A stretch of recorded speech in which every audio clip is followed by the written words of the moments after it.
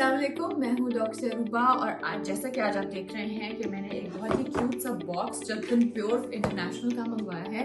सबसे पहले तो ये कि मुझे इसकी पैकिंग बड़ी अच्छी लगी है कि इसके लिए आपको कोई एक्स्ट्रा टेप या बैग्स किसी चीज़ की ज़रूरत नहीं है।